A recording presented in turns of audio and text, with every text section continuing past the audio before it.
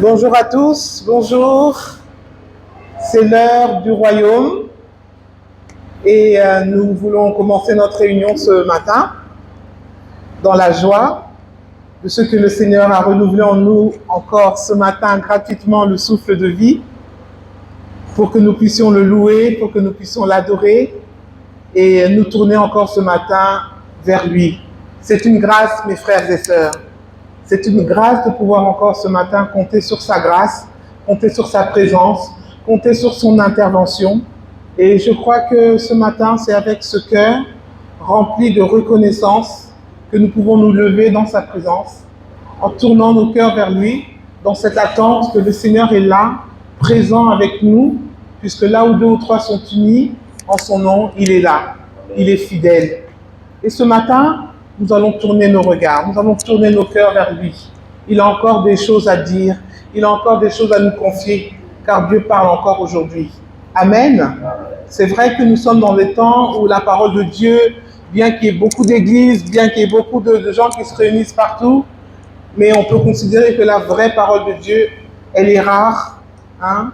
Et combien nous avons la grâce d'être sous le ministère apostolique et d'entendre véritablement la parole de Dieu. Ouvrons nos cœurs à la louange, à l'adoration, préparons nos cœurs à ce que le Seigneur veut nous dire. Amen, parce que le Seigneur nous aime, il nous a fait grâce. Nous ne sommes pas meilleurs que quiconque, c'est uniquement grâce sur grâce.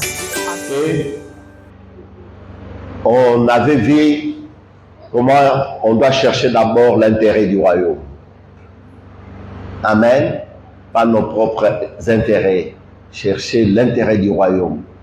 Considérer d'abord le royaume de Dieu et le reste nous sera donné par-dessus. Et ça, c'est ce qu'on avait vu. Mais avant ça, j'avais parlé un jour ici de la parabole du semeur.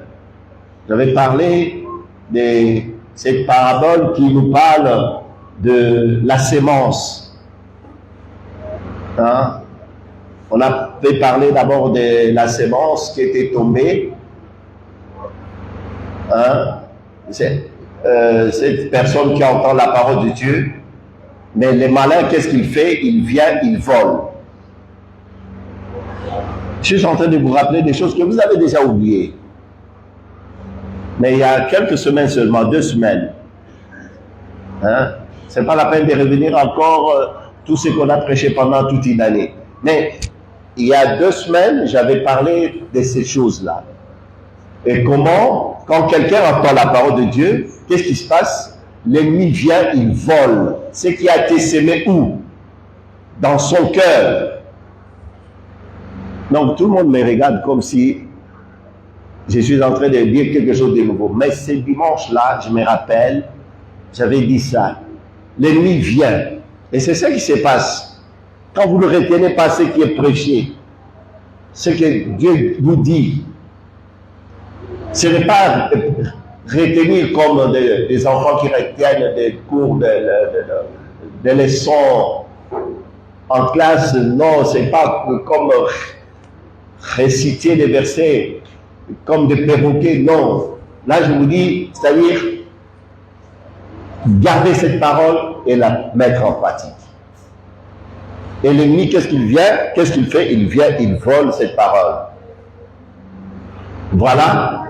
Pour vous rappeler, pour vous rafraîchir un peu le mémoire, vos mémoires qui sont déjà fatiguées, bien que vous êtes encore jeunes, mais prions pour que le Seigneur ce matin puisse vous donner ce cœur qui garde sa parole et ne permettez plus à l'ennemi de venir voler ce qui a été sémé dans le cœur. Et nous ouvrons Matthieu chapitre 13. Nos Bibles, nous ouvrons dans Matthieu, chapitre 13. Je vais développer aujourd'hui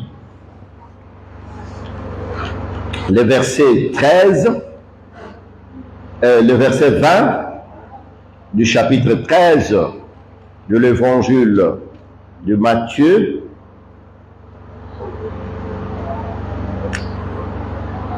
Chapitre 13, verset 20, là-bas nous lisons ceci.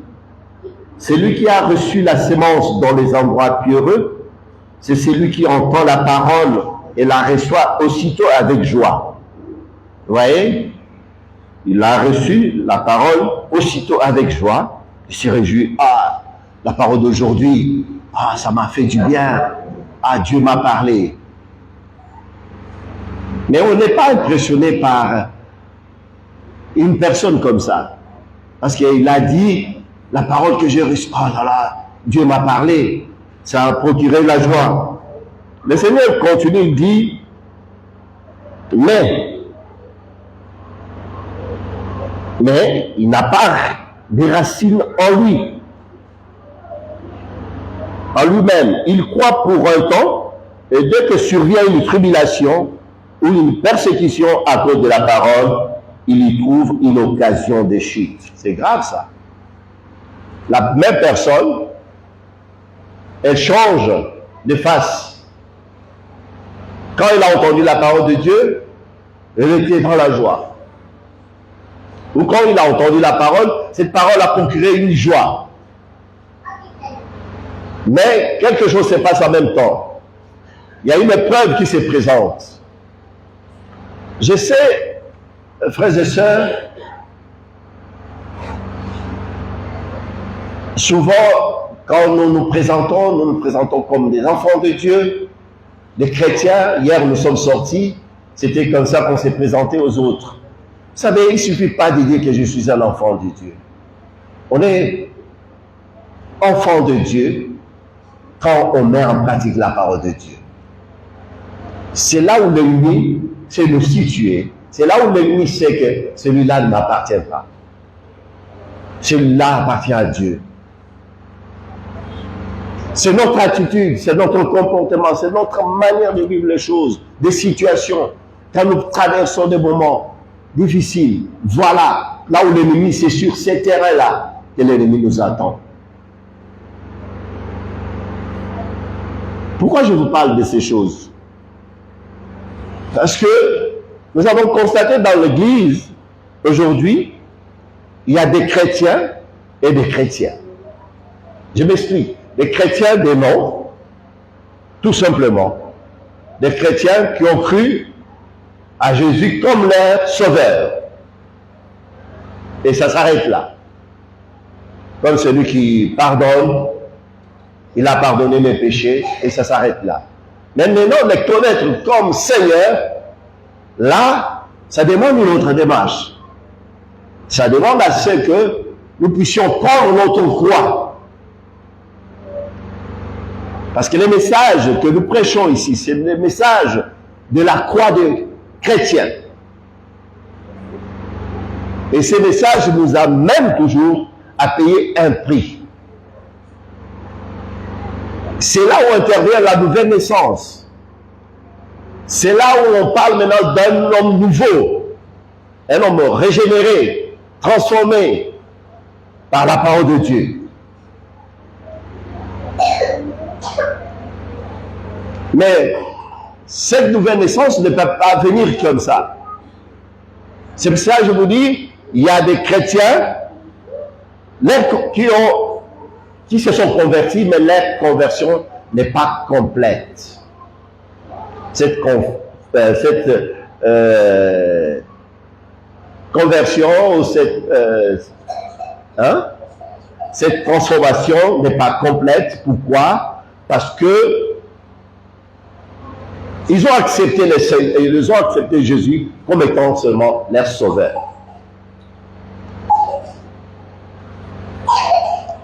Or, le Seigneur, Jésus n'est pas seulement notre sauveur, il doit devenir aussi notre Seigneur.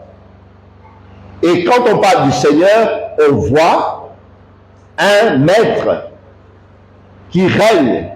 Un Seigneur, c'est celui qui règne.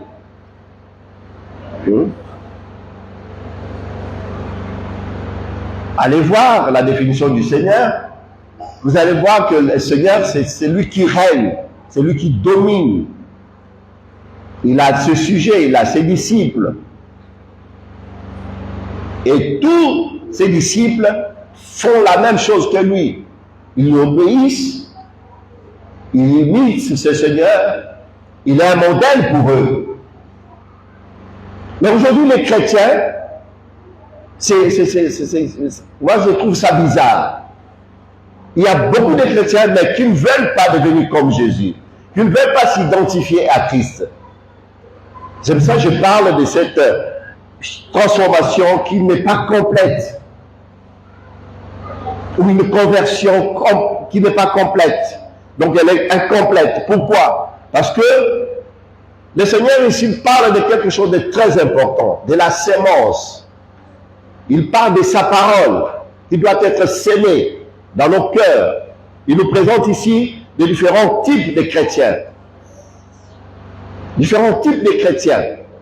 Celui qui entend la parole de Dieu. Hein? Nous voyons toujours dans Matthieu, au même chapitre 13, verset 5, comment il parle d'abord de ça. Au verset 5, il dit, là, après avoir parlé du premier, de la première personne plutôt, il parle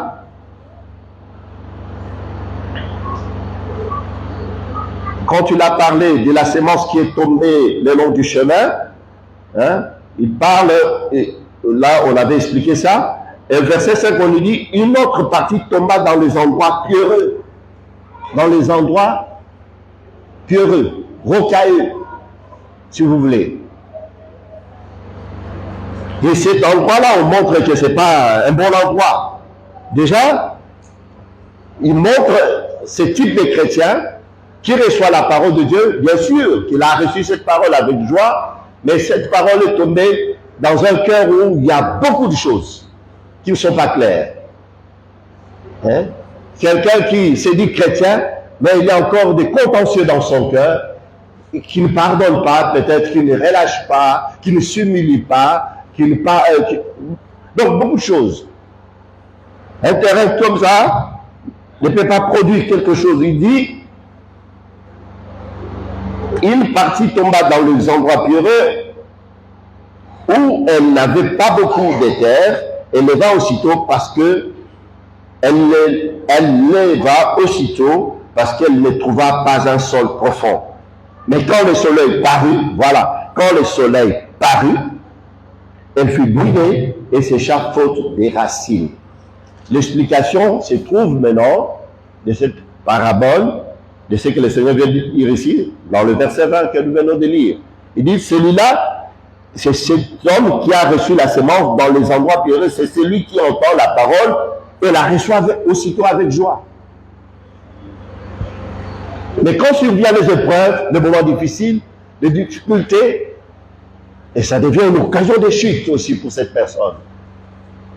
Il trouve une occasion pour abandonner le Seigneur, ou bien pour avoir développé une attitude qui n'est pas digne d'un enfant de Dieu. On peut même parler mal, se révolter même contre ce Dieu. Pourquoi, Seigneur? On peut se poser beaucoup de questions. Mais de cette personne, la parole de Dieu dit, elle avait reçu la parole de Dieu avec joie. Mais quand aussitôt survient des persécutions, des épreuves, des situations, ça peut être une souffrance, ça peut être un moment difficile, ça peut être au manque. Hein? J'ai entendu les témoignages du frère, il dit, il passe par des moments difficiles, mais qu'est-ce qui s'est passé en lui? Il n'a pas blasphémé. Il a dit, il a réuni sa famille. Il dit, nous allons instaurer un moment où nous allons être en communion avec le Seigneur. Voilà, quand on est en communion avec le Seigneur, quand on a la parole de Dieu, le Seigneur va nous montrer toujours une porte de sortie. Il va nous trouver toujours un moyen pour que nous ne puissions pas nous éloigner, pour que nous ne puissions pas nous éloigner de lui. Et comment la parole de Dieu qui était sémée doit trouver la place dans notre cœur. Mais on nous parle ici de quelqu'un qui, lui, n'accepte pas N'accepte pas les épreuves, n'accepte pas les moments difficiles. Hein? Mais je vois dans la parole de Dieu comment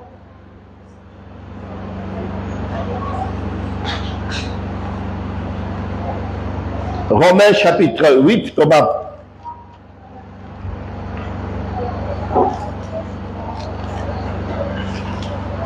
moi je vois une autre attitude ici.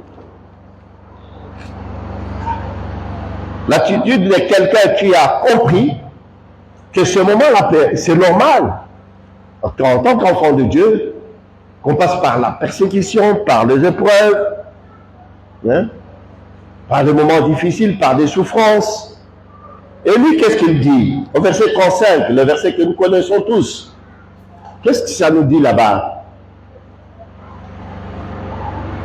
Qui nous séparera de l'amour de Christ? C'est une question. Qui nous séparera de l'amour de Christ?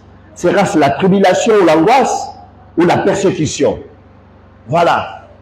Mais l'autre qui a cette demi-conversion, qui a cette demi-transformation, cette personne qui n'a pas saisi que Jésus-Christ est sauveur et mon Seigneur, donc celui qui permet que je passe par des moments difficiles, lui qui règne sur moi, lui qui règne en moi, ne m'a jamais dit qu'il va m'abandonner. Et ici, nous voyons le serviteur de Dieu, comment il dit, qui me séparera de cet amour de Christ? Sera-ce la tribulation, l'angoisse, ou la persécution, ou la faim, ou la nudité, ou les périls, ou l'épée? Selon qu'il est écrit, c'est à cause de toi qu'on nous met à mort tous les jours, qu'on nous regarde comme des brebis destinées à la boucherie. Il avait compris. Il dit, qui me séparera de cet amour? Ce n'est pas les tribulations qui vont me séparer de l'amour de Dieu. Ce n'est pas les souffrances qui vont me séparer de cet amour. L'amour de Dieu. Qu'est-ce qu'il avait saisi par cela? L'amour de Dieu. Cet amour qui ne change pas par rapport aux circonstances. Cet amour qui est toujours intact. Hein? Depuis le jour où nous l'avons connu, son amour n'a jamais changé. Pour quiconque ici, son amour n'a jamais changé. Dieu nous a toujours témoigné son amour. Ce n'est pas parce que nous passons par des moments difficiles, ce n'est pas parce que nous traversons des périodes difficiles que l'amour de Dieu a changé par rapport à nous. On peut s'accuser de beaucoup de choses. On peut se dire, oh non, peut-être c'est à cause de mes péchés, c'est parce que je fais ça. Mais Dieu, même quand nous sommes infidèles, lui, il reste toujours fidèle.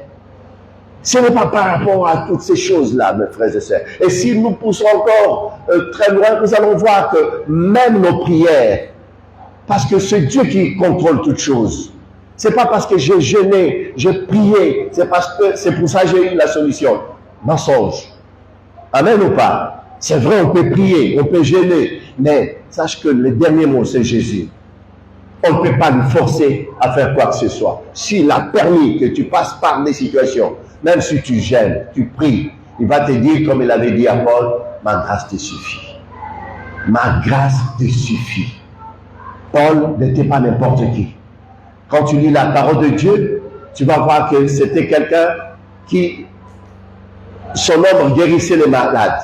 Et on pouvait même prendre des tissus, des gens prenaient leur tissu, appliquaient, mettaient sur son corps et allaient mettre sur d'autres malades, et les malades recevaient la guérison. Un homme qui avait vu le miracle de Dieu. Mais un jour, il est passé par des moments difficiles. Un jour, il a souffert dans sa santé. Il n'avait pas de solution. Il dit, j'ai prié 3 fois. Et j'ai entendu une voix me dire, ma grâce te suffit. Frères et sœurs, ces moments ici, c'est un moment où nous devons être en communion avec le Seigneur. Comment? En gardant notre cœur. Parce que la nouvelle alliance est une alliance de cœur. Il n'y a pas autre chose. C'est notre cœur. On doit veiller sur notre cœur, sur ce qui sort dans notre cœur. Parce que c'est de l'abondance du cœur que la bouche parle. Ce que nous allons parler, ce que nous allons dire, viendra de notre cœur. Non, dans notre cœur, ça doit sortir de telles paroles. Comme je vois ici, quelqu'un qui passe par des moments difficiles, il dit, mais qui me séparera de cet amour?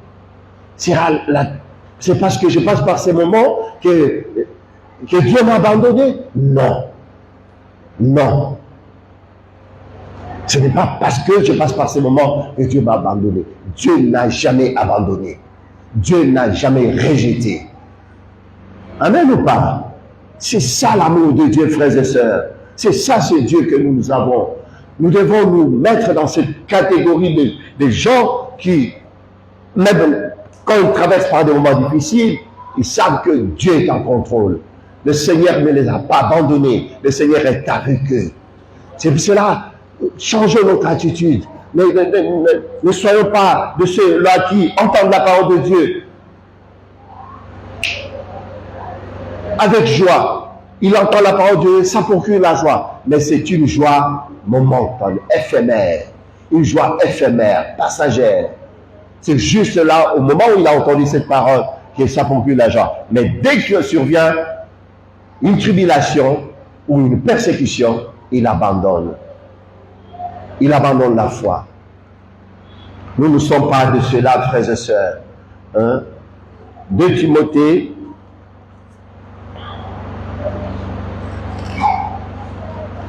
chapitre 3.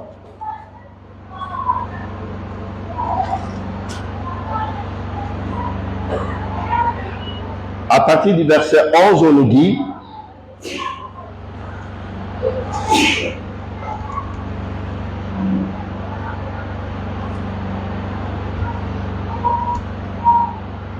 mes persécutions, mes souffrances, pour que nous puissions comprendre bien, commençons par le verset 10. Pour toi, tu as suivi de près mon enseignement, ma conduite, mes projets, ma foi, ma douceur, mon amour, ma constance. Il parle bien de son amour et de sa constance. Mes persécutions, mes souffrances. À quelle souffrance n'ai-je pas été exposé? À Antioche, à Icône, à Lystre. Quelle persécution n'ai-je pas supporté? Et le Seigneur m'a délivré de toutes. Le Seigneur m'a délivré de toutes. Ce n'est pas n'importe qui ici, c'est l'apôtre Paul. L'homme qui pouvait dire que non, moi je suis exempt ou exempté de ces choses. Toutes ces choses-là ne peuvent pas m'arriver parce que je suis un puissant serviteur de Dieu. Je vois des miracles de Dieu. Mais non, ici on voit quelqu'un qui est brisé, quelqu'un qui est simple. Il témoigne cela à son fils engendré dans l'évangile. Il dit, toi tu as suivi mon exemple, donc je suis un modèle pour toi. Tu connais ma conduite. Quand j'ai traversé ces moments difficiles, tu sais comment je me suis comporté. Tu sais, je n'ai pas changé de langage. Tu as vu dans les souffrances comment je suis resté toujours fidèle. Je suis resté sur ce chemin. J'avais toujours pris ma croix. Donc, il voulait communiquer cela à son fils, à son disciple qui était Timothée. L'apôtre Paul ici, il parle avec son cœur. Il parle avec son cœur. Frères et sœurs, la vie chrétienne est une vie de conviction. Nous croyons à un Dieu tout-puissant. Nous savons que notre Dieu ne peut pas changer devant une circonstance, devant une situation. Son amour ne peut pas changer. Son amour ne peut pas changer. Ce n'est pas parce que nous sommes persécutés, rejetés. Je crois, hier, quelques-uns ont vu sur terrain, quand nous sommes partis pour peut-être prêcher l'évangile, d'autres de refuser, nous rejeter. Mais attends, c'est pas parce qu'à ce moment-là, tu vas dire, ah, on est sorti, mais Jésus n'est pas avec nous, quoi. Non, tu commences à flipper, comme les jeunes gens disent en France, à flipper, à avoir peur. Non, non. Ce n'est pas, ça montre encore une preuve qu'il est avec nous. Cela doit témoigner encore à notre cœur. Ça prouve que nous sommes ensemble avec Jésus. Parce que si nous étions de ce monde, ils allaient nous accepter facilement. Mais comme nous ne sommes pas du monde, ils vont nous rejeter. Il y aura des endroits où ils vont nous rejeter. Mais cela ne doit pas nous décourager. Cela ne doit pas nous décourager. C'est pour ça que l'apôtre Paul parle à Timothée, il dit, pour toi, tu as suivi de près mon enseignement, ma conduite. Hein? Il n'était pas seulement un prédicateur de l'évangile, mais il était aussi un modèle pour Timothée. Il dit, tu as suivi ma conduite. Hein? Et comment nous avons cette responsabilité, nous chrétiens, nous, j'ai toujours dit aux frères et sœurs, quand ils viennent me voir, j'ai dit, c'est toi qui entends l'évangile. C'est toi qui as la responsabilité. Hein? C'est ça. Nous avons cette responsabilité d'être des modèles. En tout moment, en tout instant. Même les enfants à la maison, ils ont besoin de voir des modèles. Des parents, c'est vrai, c'est bien d'amener les enfants à l'église. Mais quand vous traversez des moments difficiles, quel message tu communiques? Ces enfants-là, ils voient. Ils voient que papa, maman, dans ce moment-là, qu'est-ce qu'ils font? Ils nous amènent dans la prière. Ils parlent de Jésus. Ils nous montrent que c'est Jésus qui bénit. C'est Jésus qui nous fortifie. Voilà. Mais s'ils voient les contraires de ce qu'ils entendent peut-être à l'église, mais quand eux, à la maison, ils passent par ces moments-là, ils voient qu'il y a des adultes qui sont abattus, qui se disputent, ou qui se bagarrent, ou qui s'élancent des responsabilités, et c'est sa faute. Non, ils doivent trouver toujours des modèles. C'est pour ça que nous avons cette responsabilité, mes frères et sœurs. Ne croyez pas que notre vie chrétienne, c'est quelque chose que nous devons prendre comme ça à la légère et nous conduire n'importe comment et parler n'importe comment. Non, un enfant de Dieu, c'est celui qui garde son cœur. Parce que le Seigneur voit seulement notre cœur. Son alliance avec nous, c'est dans notre cœur. Ce n'est pas l'apparence que nous allons montrer aux gens. Hein? On se réjouit, c'est bien, la parole de Dieu m'a fait du bien, la parole de Dieu aujourd'hui m'a fait du bien. C'est vrai, elle t'a fait du bien. Mais attends un moment. Attends que ça surgisse. Hein? Quand va surgir la persécution, c'est là où tu sauras que la joie que j'avais ce jour-là était une joie authentique. Une joie venant de Dieu. Ce n'était pas une joie éphémère, mais une joie authentique. Parce que maintenant l'épreuve est là devant moi, je crie seulement au Seigneur par sa grâce. Seigneur, donne-moi la force de passer ce moment par ta grâce. Ce n'est pas par ma force. Je ne vais pas m'appuyer sur mon expérience ou sur mon intelligence, mais je m'appuie sur ta grâce. Je vais puiser dans ta grâce cette force. Ce n'est pas facile, mes frères et sœurs. Ce n'est pas facile. Que personne ne vous trompe pour porter cette croix du chrétien. Ce n'est pas quelque chose de facile. Mais nous avons tous besoin de la grâce de Dieu. Ce n'est pas facile pour personne la vie chrétienne. Les gens pensent que c'est facile pour d'autres et pour d'autres c'est difficile. Non. Tous, nous avons la même croix. Tous, cette croix que nous devons prendre pour nous identifier à Christ. Pour que le Seigneur fasse son œuvre dans nos cœurs. Parce que ce que le Seigneur vise, c'est notre cœur. Il veut changer notre cœur. Il veut nous donner un nouveau cœur. Ce cœur, quand tu entends la parole de Dieu, tu l'entends avec joie et cette joie reste constante. Constante. Elle ne faillit jamais. Hein? Elle n'est pas troublée. Le Seigneur a dit à ses disciples que vos cœurs ne se troublent point. Que votre cœur ne se trouble point. Croyez en moi, croyez en Dieu. Ou croyez en Dieu et croyez en moi. Qu'est-ce qu'il voulait leur transmettre en ce moment-là? Cette assurance-là, hein? Cette constance-là que nous devons avoir quand nous sommes face aux obstacles, face à des situations. Je ne sais pas si c'est pour ça que beaucoup de gens fuient notre église parce qu'on montre aux chrétiens qu'on doit grandir. Il ne faut pas qu'on reste des bébés qui ne grandissent pas. Non. La vie chrétienne, on doit grandir. On doit connaître aussi ce Dieu-là. Arrêtons d'être des enfants emportés par tout vent de doctrine, flottants, hein, que la vague peut amener de gauche à droite. Vous voyez une vague. Hein? Allez au bord du fleuve, vous allez voir comment la vague, ou au bord des océans, vous allez voir comment la vague balance, rébalance, hein? Ça balance, ça part dans tous les sens. Non, un chrétien, c'est celui qui est constant. C'est ce que l'apôtre Paul dit ici. Hein? Qu'est-ce qu'il dit à Timothée? Il dit, pour toi, tu as suivi de près mon enseignement, ma conduite, mes projets, ma foi, ma douceur, et quoi encore? Mon amour et ma constance. Ma constance.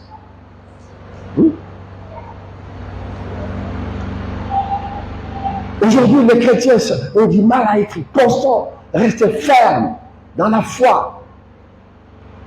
Notre foi doit être fondée sur lui, sur Jésus, qui est la pierre angulaire. C'est lui. Mais quand la parole de Dieu tombe à un endroit pierreux, il y a des soucis là, il y a des problèmes. C'est un cœur qui est rempli d'amertume, de non-pardon, un cœur qui ne s'humilie pas, qui n'accepte pas les brisements que le Seigneur, le changement, la transformation que le Seigneur va amener. Vous savez, le Seigneur permet d'autres situations pour nous façonner, pour nous briser, parce qu'il veut que nous soyons des instruments entre ses mains pour mieux le servir. On ne peut pas servir le Seigneur étant brut si l'œuvre de la croix n'est pas passée par là. On ne peut pas être un bon serviteur, une bonne servante de Dieu. Vous comprenez comment j'ai dit être bon, c'est-à-dire c'est pas être sans péché. Non, on aura toujours des faiblesses, des moments de faiblesse, mais le Seigneur va trouver un cœur, comme il avait trouvé le cœur de David. Hein? David est l'homme selon le cœur de Dieu. Ce n'est pas parce qu'il était parfait, non, parce qu'il avait un cœur qui reconnaissait toutes les situations. Quand il passait par ces moments-là, il sait c'est Dieu qui a permis. C'est Dieu qui a permis à cet homme de m'insulter. Combien de fois je me suis fait insulter? Combien de fois des gens ont parlé de mal de moi? Combien de fois? Je ne suis pas le seul. Tu peux aussi être dans le même cas que moi. Mais ces choses-là doivent nous approcher de plus en plus du Seigneur. Parce que lui-même, il a dit quoi? Il a dit qu'on vous accuse, qu'on dise des choses sur vous, mais qu'on ne vous trouve pas dans ces choses-là. Voilà ce qui intéresse le Seigneur. Voilà mes frères et sœurs. Donc, il n'y a pas la place pour le découragement, pour abandonner.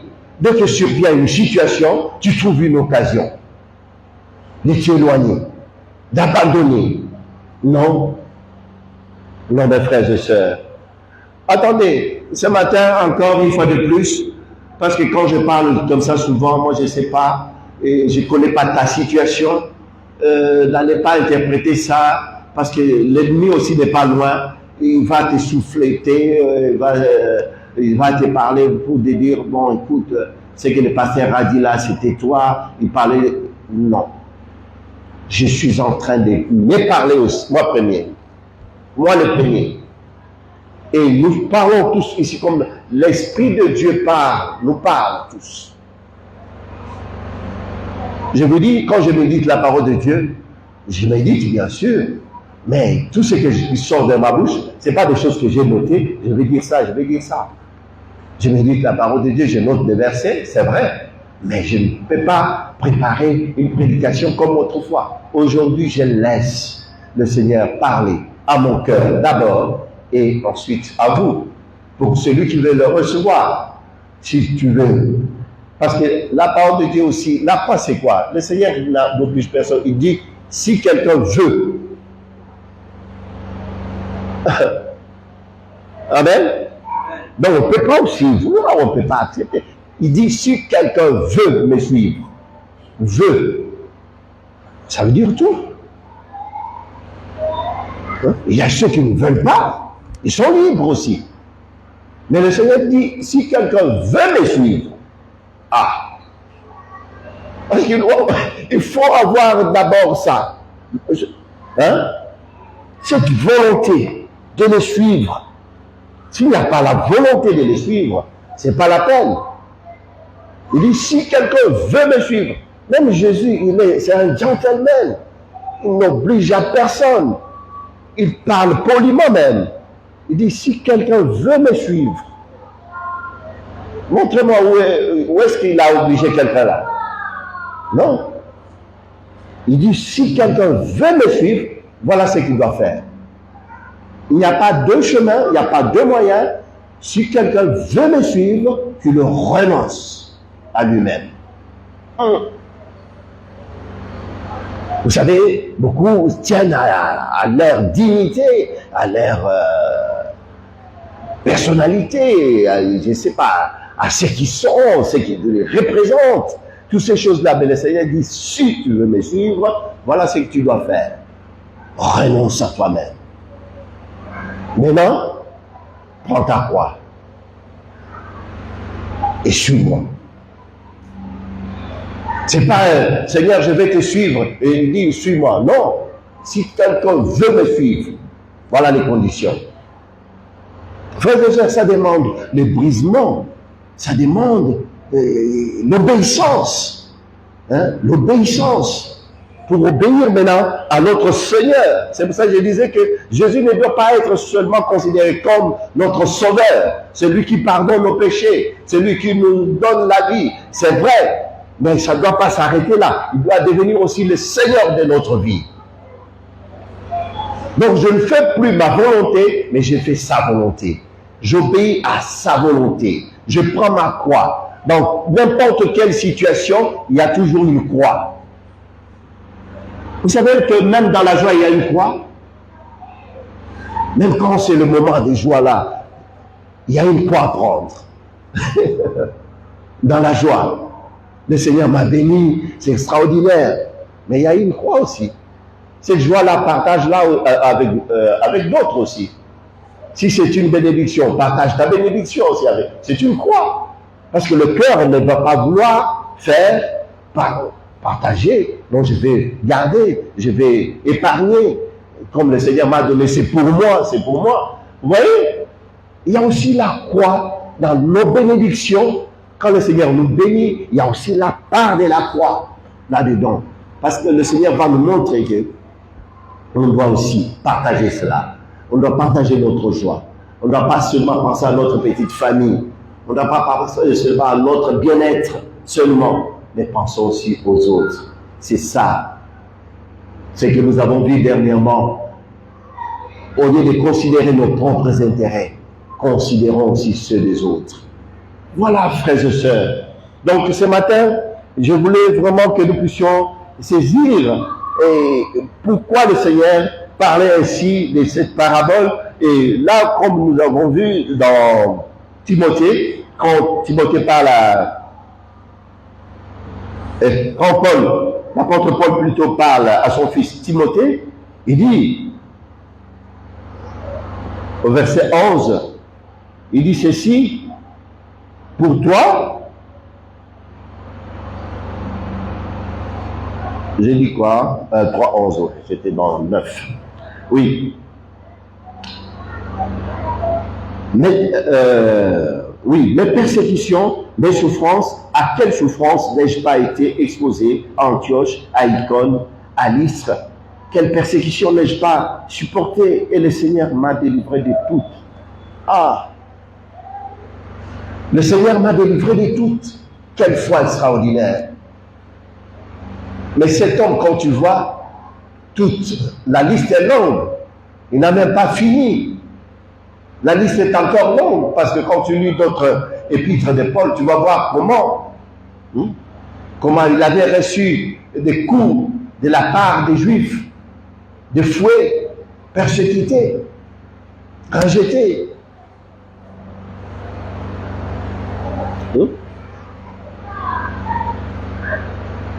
Frères et sœurs, c'est pour vous montrer quoi ce matin. Ayons confiance en ce Dieu. Ayons confiance en notre Dieu. L'apôtre Paul, avec foi, il dit, Mais dans toutes ces choses, le Seigneur m'a délivré. Il ne m'avait pas abandonné. Nous sommes appelés à parler d'un Dieu qui nous a fait voir des choses. Nous sommes appelés à parler d'un Dieu qui a fait des miracles dans notre vie et parler de notre témoignage. C'est pour cela le Seigneur, même hier, j'avais donné cette parole en disant que ne vous inquiétez pas. Le frère a témoigné ça ce matin. Quand vous allez sortir, ce qui va sortir de vos bouches, c'est le Seigneur qui va le mettre. Le Seigneur va lui-même s'en occuper. Si nous lui faisons confiance, il va lui-même intervenir. Il ne va pas t'abandonner. Mais c'est ce moment-là, capital, un moment important où Dieu veut intervenir dans nos vies, que nous sommes rebelles. On se rebelle. Oui, on n'est pas content. Puis là, je vais le faire savoir à tout le monde que je ne suis pas content, je n'accepte pas. Non, ce n'est pas le problème de ton frère ou de ta soeur. Ce n'est pas lui le problème. Le problème, c'est ton cœur. C'est ton cœur. Comment? Tu as gardé ton cœur ou pas? Le problème, c'est ton cœur. Examine-toi toi-même. Examine-toi. Si tu as gardé la parole de Dieu en toi, cette parole que autrefois tu avais reçue avec joie, c'est le moment maintenant de vivre cette parole. C'est le moment de dire, oui, ce jour-là, j'avais entendu une parole du Seigneur. Quand on parlait de la vie des gens, ah, j'avais dit Amen. C'était une joie. Comment Job avait dit, il avait répondu à sa femme. Hein? Job avait répondu à sa femme. La réponse de Job m'avait beaucoup plu ce jour-là. Oui, c'est bien de dire ça. Mais maintenant, quand toi, tu vas passer par ce moment-là, c'est là où on va maintenant affirmer que cette joie, elle était vraiment authentique. Elle venait de Dieu. Elle n'était pas une joie passagère. Elle était authentique. Pourquoi? Parce que toi aussi, quand tu es passé par le moment-là, tu as dit, c'est le Seigneur qui donne, c'est le Seigneur qui reprend, que toute gloire soit pour lui. Amen. Et tu vas parler comme ça. Tu vas parler comme Paul, tu vas dire, qui me séparera? Qui me séparera de l'amour de Christ? Sera-ce les tribulations, l'angoisse, la persécution? Rien ne me séparera. Pourquoi? Parce que tu as veillé sur ton cœur. Tu as veillé. Je lève mes yeux vers les montagnes. D'où me viendra le secours? Le secours vient d'où?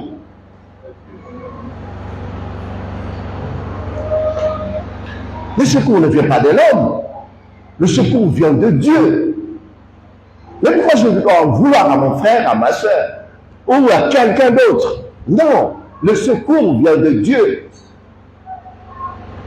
Donc c'est moi et moi seul qui dois se remettre en question. Si à ce moment-là précis, je suis en train de vivre la parole de Dieu, je reste dans la paix de Dieu, dans la foi, que j'ai cette assurance que mon Dieu n'est pas loin de moi. Il est là, il est présent. Nous avons parlé de l'omniprésent. Il est présent. Il voit, il contrôle. Ce n'est pas le moment de gâter mon cœur. Ce n'est pas le moment de m'éloigner de lui. Au contraire, c'est le moment où je dois m'approcher de lui. Donc ma conversion doit être complète. Ma transformation doit être complète en tant qu'enfant de Dieu. Quand je parle de ça, je vois quelqu'un, malgré ses faiblesses, malgré ses difficultés, mais il a toujours confiance à Dieu. Il persévère. Il est constant dans la foi. Il est ferme dans ses convictions.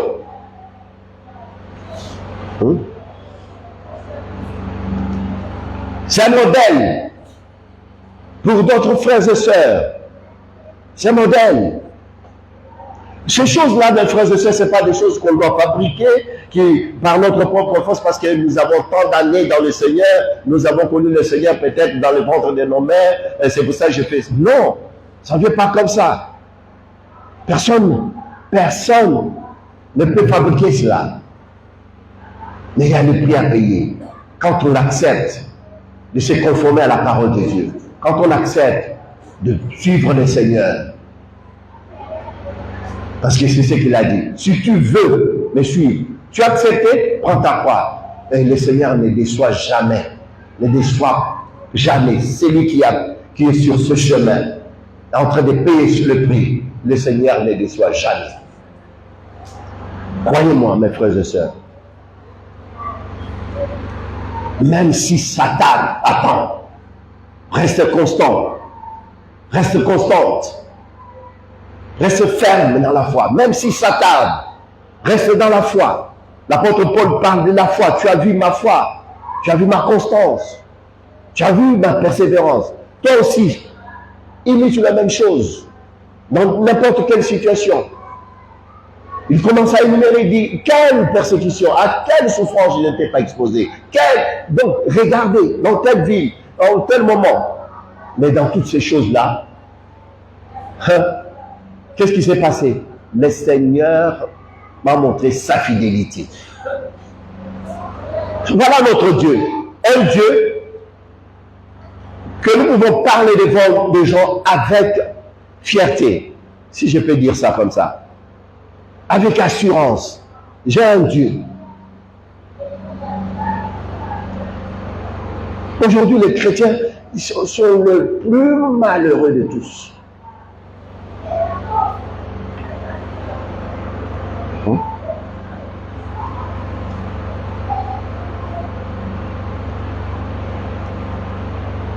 Moi, je devrais vivre. Regardez le verset 12 de Timothée là, le chapitre 3, verset 12. Or, tous ceux qui veulent vivre pieusement en Jésus-Christ seront quoi? Tu veux vivre pieusement? C'est quoi pieusement dans le Seigneur? C'est quoi vivre pieusement?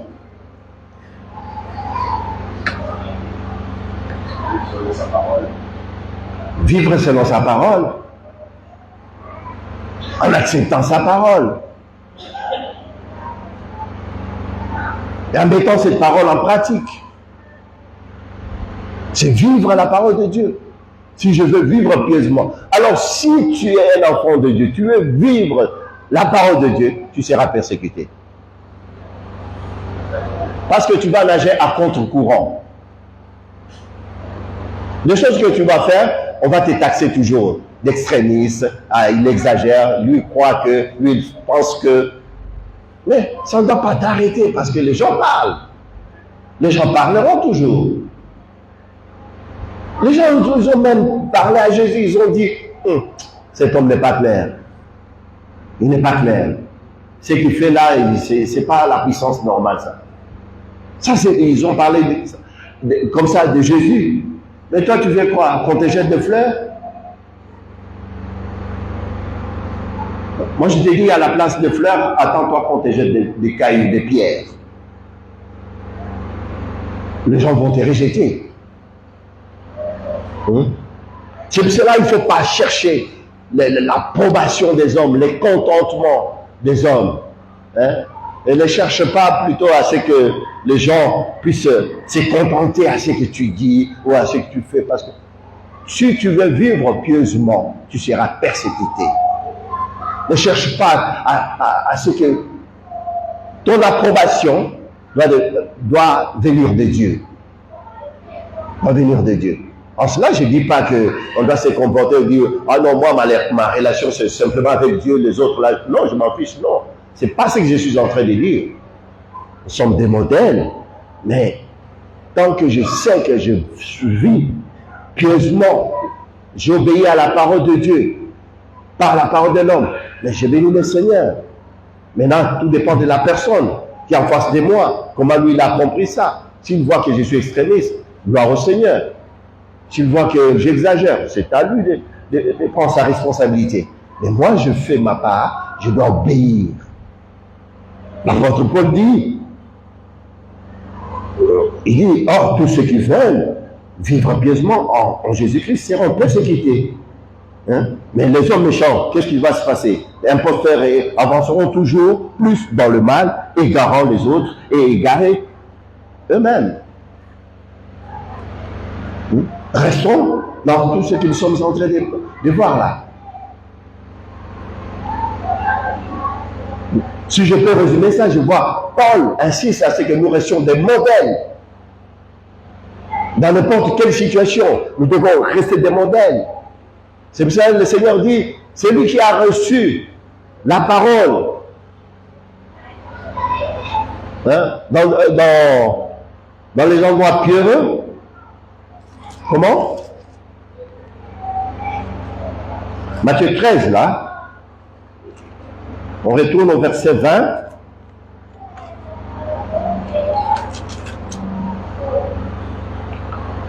Celui qui a reçu la sémence dans les endroits pieux, c'est celui qui entend la parole et la reçoit aussitôt avec joie.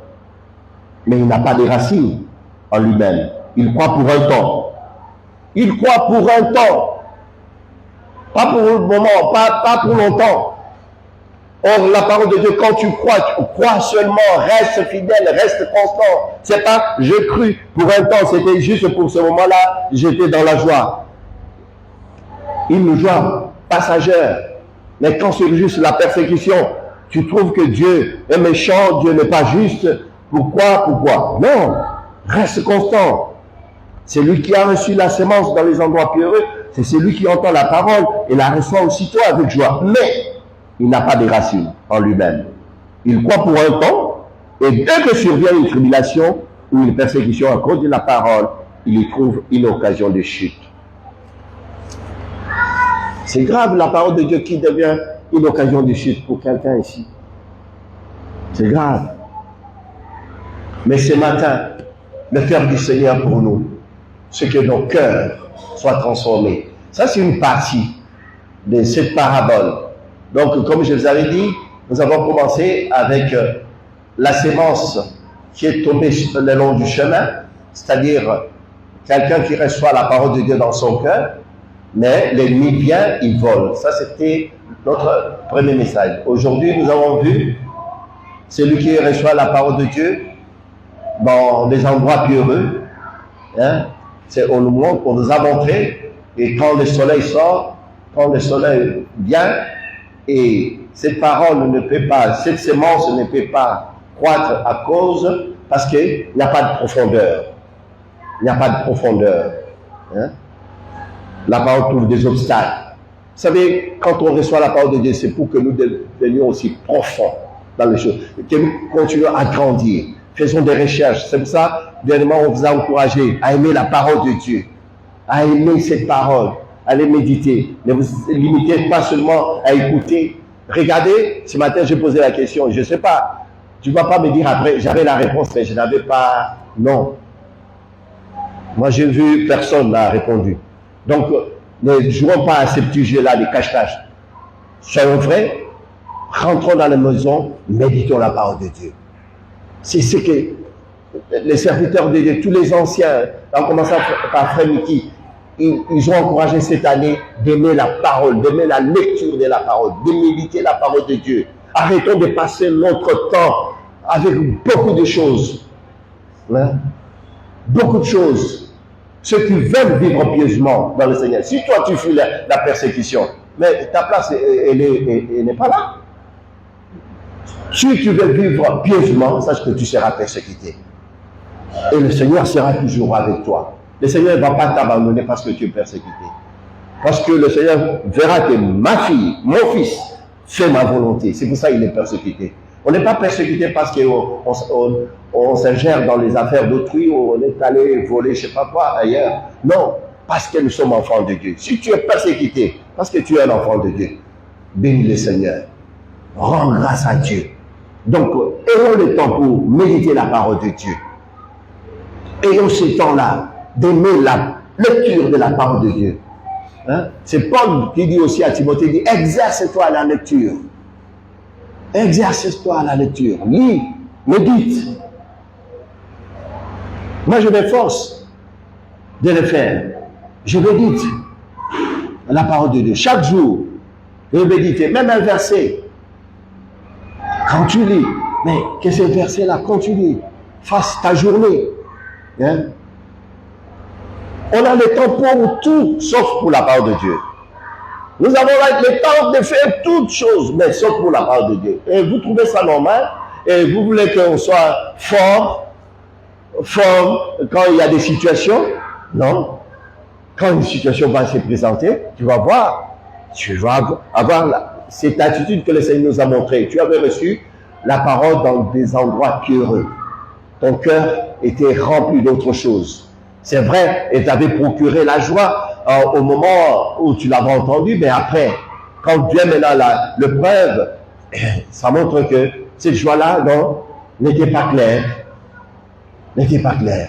Donc soyons clairs, soyons vrais, frères et sœurs. Aimons la parole de Dieu. Méditons la parole de Dieu. Laissons que le Seigneur fasse ce qu'il veut faire en nous. Il veut nous changer, il veut nous transformer. Hein? Même quand je suis en train de parler ici, peut-être dans ton cœur, c'est la colère. Ah, mais il n'y a pas que la parole de Dieu. On ne va pas lire la Bible toute la journée.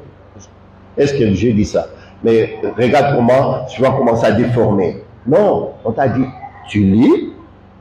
Sache que dans mon programme de la journée, j'ai aussi la parole de Dieu à une part. Je dois méditer la parole de Dieu. C'est le moment, c'est la communion. Cette communion, elle viendra comment? C'est parce que tu as dit, je suis en communion avec Dieu? Non, loin de là. Loin de là. Il y a des façons, il y a des manières où on doit être en communion avec Dieu. Soit dans la prière, soit en méditant la parole de Dieu. Et quand je la médite, elle est là dans mon cœur. Même quand je marche, même quand je suis ailleurs. Mais elle est là dans mon cœur, la parole de Dieu. Elle est là. Et elle va toujours me parler, cette parole.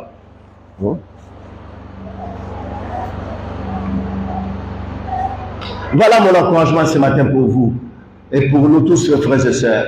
J'aimerais que ce matin, que nous ne puissions pas endurcir nos cœurs. Hein? Lorsque vous entendez sa parole, la parole de Dieu dit, je crois que cette parole a été dite dans Psaume, et puis répétée dans le livre de Hébreux. Aujourd'hui, si vous entendez sa parole, n'endurcissez pas vos cœurs. Vous savez pourquoi? Cette parole a été dite. Pourquoi? C'est parce que les enfants d'Israël dans le désert, ils ont douté. Ils ont douté de la puissance de Dieu, de ce que Dieu pouvait faire. Ne doute pas. Parce que tu passes par des moments difficiles, ne pense pas, ne crois pas que Dieu t'a abandonné ou Dieu t'a rejeté. Non. N'essaie pas de penser ainsi. Parce que Dieu t'aime. Il sait pourquoi il t'a fait passer par là. Il sait pourquoi il t'a fait passer par ce chemin. David dit, même quand je traverse l'ombre de la vallée de la mort, je ne crains aucun mal. Ta houlette et ton bâton me rassurent. Ah. Donc tu as la foi que quand je traverse la vallée de l'ombre de la mort, je ne crains pas. Pourtant, c'est la vallée de l'ombre de la mort. Tu passes dans cette vallée, il y a des brigands, il n'y a pas, je ne sais pas, il y a des animaux qui sont là pour peut-être féroces pour t'attaquer, mais le Seigneur va t'épargner de toutes ces choses, de toutes les attaques. Alors, si tu veux vivre pieusement dans le Seigneur, tu seras persécuté. Et quand les persécutions vont venir, il ne faut pas fuir.